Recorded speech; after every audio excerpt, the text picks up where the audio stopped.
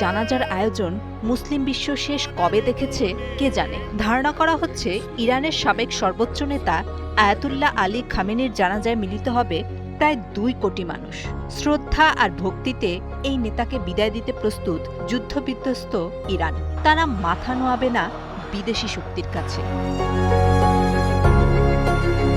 4 জুলাই তেহরানে শুরু হতে যাচ্ছে ইরানের সাবেক সর্বোচ্চ নেতা আয়াতুল্লাহ আলী খামেনির 6 দিনব্যাপী জানাজা অনুষ্ঠান। তার হত্যাকাণ্ডের 4 মাসেরও বেশি সময় পর এই আনুষ্ঠানিকতা হবে, যেটিকে ইরানি কর্মকর্তারা শতাব্দীর সেরা জানাজা বলে অভিহিত করেছেন। 4 জুলাই স্থানীয় সময় সকাল 6টায় তেহরানের ইমাম খোমেনি মুসল্লায় 6 দিনের এই আনুষ্ঠানিকতা শুরু হবে। 5 জুলাই বিকেল পর্যন্ত সাধারণ মানুষ সেখানে গিয়ে শ্রদ্ধা জানাতে পারবেন। 7 জুলাই তেহরানের দক্ষিণে অবস্থিত কোম শহরে স্থানান্তরিত করা হবে আয়োজন। সেখানে ইরানের অন্যতম গুরুত্বপূর্ণ ধর্মীয় স্থান জামকারান মসজিদে জানাজার নামাজে ইমামতি করবেন শিয়াদের জ্যেষ্ঠ আলেম। দেশের মানুষের দৃষ্টিশক্তিকে সুরক্ষিত রাখার প্রত্যয় নিয়ে এলো সেফ এলইডি লাইট।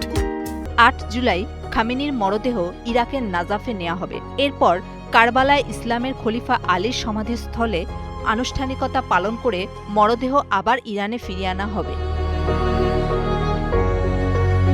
এরপর 9 জুলাই বৃহস্পতিবার খামেনিকে তার জন্মশহর মাশহাদে দাফন করা হবে।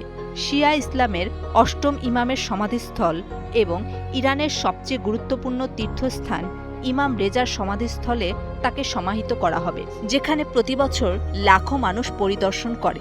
এরপর সারা দেশে আরও 40 দিন শোকানুষ্ঠান চলবে। দাফনের প্রথম বার্ষিকী পর্যন্ত বিভিন্ন স্মরণসভা এবং কর্মসূচির পরিকল্পনা রয়েছে ইরানের। ইরানি কর্তৃপক্ষ ধারণা করছে এই আয়োজনে 1,20,00,000 থেকে 2 কোটি মানুষের উপস্থিতি হতে পারে। উপস্থিত মানুষদের জন্য হাজারো সেবা কেন্দ্র খোলা হয়েছে। এছাড়া 10 লাখেরও বেশি দর্শনার্থীর থাকার ব্যবস্থা করা হয়েছে। পুরো কার্যক্রমের নেতৃত্ব দিচ্ছে আইআরজিসি তেহরান ভিত্তিক প্রধান প্রাদেশিক ইউনিট মোহাম্মদ রাসূলুল্লাহ কোর।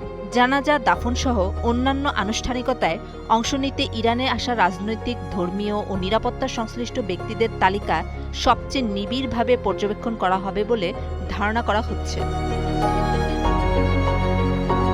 এই জানাজায় কয়েক ডজন দেশের রাষ্ট্রপতি, প্রধানমন্ত্রী, পার্লামেন্টের স্পিকার এবং মন্ত্রীরা অংশ নেবেন। প্রায় 800 জন বিদেশি সাংবাদিক এই অনুষ্ঠান সরাসরি সম্প্রচার করবে বলে আশা করা হচ্ছে। বাংলাদেশের জাতীয় সংসদের স্পিকার হাফিজউদ্দিন আহমদও তেহরান গেছেন আয়াতুল্লাহ আলী খামেনির জানাজায় যোগ দিতে।